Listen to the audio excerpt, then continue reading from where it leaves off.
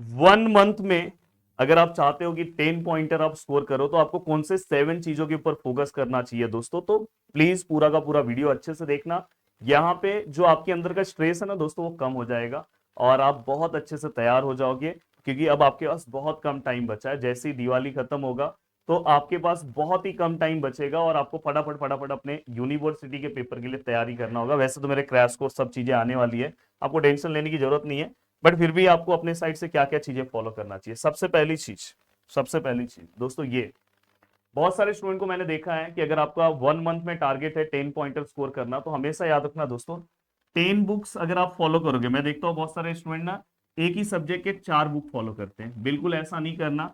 आप एक सब्जेक्ट का कोई भी एक स्टैंडर्ड बुक आप फॉलो करो, ये चीज ध्यान रखना। ये नहीं तो फिर आप पता चला एक सब्जेक्ट का अलग अलग यूनिवर्सिटीज में 3 से 4 बुक है। अब एक एक यूनिवर्सिटीज में ना जो सिंबल है दोस्तों उसको यू से डिनोट किया, दूसरे वाले यूनिवर्सिटीज में उसी सिंबल को उन्होंने ए से डिनोट किया है, कहीं कहीं पे उसी सिंबल को उन्होंने बी से डिनोट किया है।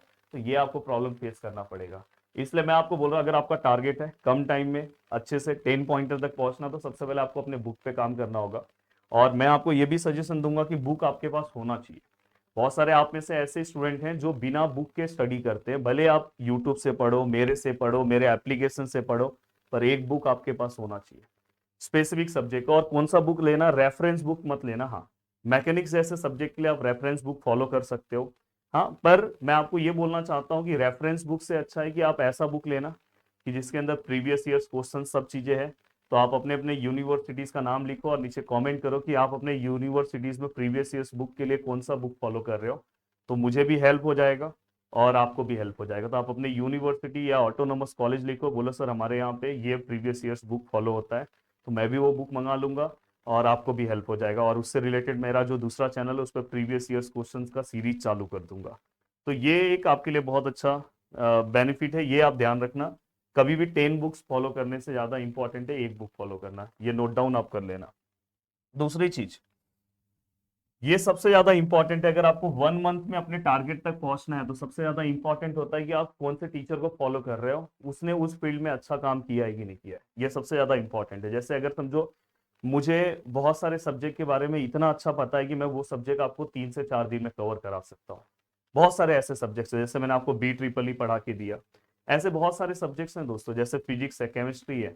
आप मेरे वीडियोस जाके देखो, एक एक घंटे में बस स्टूडेंट लोगों ने मेरे 1 घंटे के वीडियोस को देखा पिछले बार, और वो सब्जेक्ट में पास नहीं दोस्तों, पूरा का पूरा 80-90% मार्क्स उन्होंने वो 1 घंटे के वीडियो से स्कोर किया। अभी आपका फाइनल एग्जाम आने दो, आपको खुद मेरे ऊपर भरोसा हो जाएगा। तो हमेशा उस टीचर को आप चॉइस करो जो टीचर सच में उस फील्ड में बहुत अच्छा किया है। मैं तो ऐसा भी देखता हूँ बहुत सारे जिन्हें उस फील्ड के बारे में कुछ पता भी नहीं है और वो उस फील्ड के बारे में नॉलेज देते हैं, आके बोलते हैं कि आपको 10 घंटा पढ़ना चाहिए, 20 घंटा पढ़ना चाहिए। तो ये, तो हमेशा सबसे पहले अगर मैं आपको कभी बोल रहा हूँ कि आपको 10 पॉइंटर लाना चाहिए, तो सबसे इंपॉर्टेंट ये कि मेरा भी 10 पॉइंटर आया होगा तो मैं आपको बता सकता हूँ, अदरवाइज मैं सुनी सुनाई बात आपको बताऊंगा। तो ये एक सबसे बड़ा जो है आपके सक्सेस में, अगर आपको 10 पॉइंटर स्कोर करना है तो आपको अपना फील्ड में जो ऐसे टीचर को चॉइस करना होगा जो सच में उस परसेंटेज के लायक है और वो आपको वहां तक पहुंचा सकता है। ये सबसे ज्यादा इंपॉर्टेंट चीज मैं आपको बता रहा हूं। अब ये हो गया, ठीक है सर, बहुत अच्छी बात है। अब सर यहाँ पे तीसरी चीज क्या है सर? तीसरी चीज दोस्तों टाइम मैनेजमेंट। अब टाइम मैनेजमेंट आपको किस तरह से करना है दोस्तों, मैं आपको बता रहा हूँ। टाइम मैनेजमेंट सबसे ज्यादा इंपॉर्टेंट है। अपने पास सपोज वन मंथ में हमें क्या करना है, ये 7 चीजों को फॉलो करके अगर 10 पॉइंटर स्कोर करना है, तो देखो दोस्तों हमारे पास टोटल 1 2 3 4 5 6, किसी किसी का 6 सब्जेक्ट है, पर मैं मोस्टली 5 लेता हूँ, जिसमें से 3 सब्जेक्ट ना बहुत डिफिकल्ट है। आप मुझे कुछ मत करो दोस्तों, रोज का मुझे ना एक एक घंटे का आप टाइम देना स्टार्ट कर दो रोज का। तो अगर आप रोज एक एक घंटे करोगे तो यहाँ पे अपने पास 30 डेज में 30 आवर्स आ जाएगा, यहाँ पे भी अपने पास 30 आवर्स आ जाएगा, यहाँ पे भी 30 आवर्स आ जाएगा। और दोस्तों अगर आप समझो एक यूनिट, हर लेसन में आपके पास 5 से 6 यूनिट्स होते हैं, अगर ये एक यूनिट कवर करने में आप 5 घंटा लगा रहे हो, तो यहाँ पे आप टोटल 6 यूनिट कवर कर सकते हो, यहाँ पे भी 6 यूनिट कवर कर सकते हो, यहाँ पे भी 6 यूनिट कवर कर सकते हो, अगर आप एक यूनिट को 5 आवर्स में कवर करते हो, 5 आवर्स। तो ये स्ट्रेटेजी आपके लिए फॉलो करना चाहिए, जिससे आप आराम से 10 पॉइंटर में पहुंच जाओगे, जिसमें टाइम मैनेजमेंट बहुत बड़ा रोल होता है। बचे हुए सब्जेक्ट को आपको जैसे मैंने बोला सैटरडे हो गया, जैसे अभी बीच में दिवाली वैकेशन है, ये सब चीजों में आपको मैनेज करना चाहिए। तो ये जो दो सब्जेक्ट है, वैसे तो मैंने बोला एक दो सब्जेक्ट है तो मैं आपको एक दो दिन में ही इतने अच्छे वीडियोस दे दूंगा कि आपका प्रिपरेशन हो जाएगा। बस आपको मेरे इस मतलब बोलते हैं ना कि मेरे मोटिवेशन को जगाना है और चैनल को सब्सक्राइब करना है, वीडियो को। और दोस्तों 20% मैंने सभी एप्लीकेशन के कोर्सेज के ऊपर ऑफ दिया है। अगर आप आज वीडियो देख रहे हो तो पता चला ये वीडियो आप एक महीने के बाद देख रहे हो तो नहीं दोस्तों, तो वहां पे आप जाके हमारे एप्लीकेशन से ले सकते हो मैकेनिक्स, और बहुत अच्छा कोर्स बनाया हूँ 360 डिग्री के अकॉर्डिंग मैंने पूरा का पूरा कोर्स डिजाइन किया है। अब देखो दोस्तों यहाँ पे आपको और क्या फोकस करना चाहिए यहाँ के, सर ठीक है ये हो गया। नेक्स्ट दोस्तों इसके लिए ना आपको अल्टरनेट डेज पे, जैसे पूरे वीक में अगर आप यहाँ पे समझो आपका टारगेट होना चाहिए कि एक वीक में मुझे 3 आवर्स का टाइम देना है एक सब्जेक्ट के लिए, इसके लिए और इसके लिए 3 आवर्स आप अपने अकॉर्डिंग मैनेज करो। टोटल 4 वीक्स होंगे, 4 वीक्स में आपके पास 12 आवर्स हो जाएगा। अगर समझो 2 लेसन 2 घंटे या 3 घंटे में भी आप एक लेसन कर रहे हो तो 4 लेसन आपका कवर हो जाएगा, बाकी का एक दो लेसन आप आगे भी कवर कर सकते हो। तो इस तरह से बिना स्ट्रेस के आपका पूरा का पूरा सिलेबस 1 मंथ में आप कवर कर सकते हो। तो ये हो गया दोस्तों, ये मैंने आपको बताया। अब सबसे ज्यादा इंपॉर्टेंट तीसरा जो पॉइंट है वो टाइम मैनेजमेंट, तो मैंने आपको बता दिया, टाइम मैनेजमेंट से रिलेटेड ही है। अब देखो आप में से बहुत सारे स्टूडेंट क्या करते हैं बताएं, समझो आपका दिसंबर में 10 तारीख को पेपर है, और मोस्टली कुछ यूनिवर्सिटीज के स्टार्ट हो जाएंगे 10 तारीख को पेपर, 10 को अगर पेपर है तो वो स्टूडेंट क्या करता है पता है, 5 दिसंबर से पढ़ना स्टार्ट करता है। 5 दिसंबर से वो 10 दिसंबर में पढ़ता है। स्टूडेंट बहुत स्कॉलर होता है, बहुत अच्छे से उसको सब चीजें आती है, बट वो पेपर में जब जाता है ना दोस्तों तो बहुत सारी चीजें भूल जाता है। किसी का आधा पॉइंट लिखता है, किसी का आधा अधूरा पॉइंट लिखता है, तो यहाँ पे उसको ये प्रॉब्लम फेस करना पड़ता है। तो इसलिए मैं बोल रहा हूँ कि अभी से स्टार्ट करो, और अभी से स्टार्ट करोगे तो आपका प्रॉपर ये टाइम में, लास्ट टाइम पे मेरे क्रैश कोर्स होते हैं, क्रैश कोर्स से जुड़ोगे, मेरे लाइव एप्लीकेशन पे लेक्चर्स होते हैं लाइव, जहाँ पे आपके अंदर एक मोटिवेशन आता है, क्योंकि हर स्टूडेंट पढ़ता है तो आपके अंदर भी आता है कि नहीं नहीं मुझे भी पढ़ना है। और जो 10 घंटे का टॉपिक है वो मैं 2 से 3 घंटे में क्रैश कोर्स में कवर कराता हूँ। तो आप और मोस्टली बोलते हैं ना 99% क्वेश्चन क्रैश कोर्स से ही दिखाई देते हैं आपको एग्जाम के अंदर। तो वो चीजों के लिए दोस्तों आपको क्या करना होगा, पर उसके लिए अभी से अगर आप पढ़ के रखोगे तो उस टाइम पे रिवीजन में बहुत हेल्प करेगा। तो इसलिए अभी से आपको स्टडी के ऊपर फोकस करना चाहिए दोस्तों। अब ठीक है सर, ये सब तो आपने बता दिया। अब नेक्स्ट पार्ट आता है सर कैलकुलेटर। देखो कुछ यूनिवर्सिटीज में कैलकुलेटर का परमिशन नहीं है, पर लगभग जो मैक्सिमम यूनिवर्सिटीज है वहां पे दोस्तों कैलकुलेटर का परमिशन है।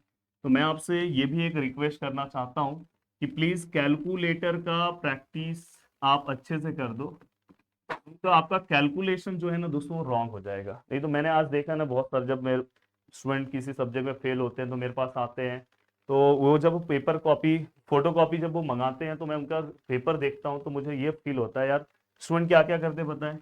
ये देखो यहाँ पे -5 × 3, और दोस्तों इसके बाद वो क्या करते बताएं, यहाँ पे डिवाइड बाय 5 है,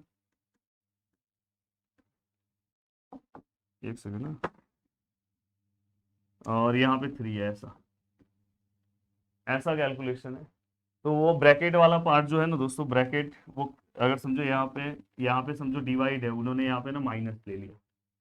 अब डिवाइड है माइनस है तो पूरा आंसर अलग आएगा ना दोस्तों।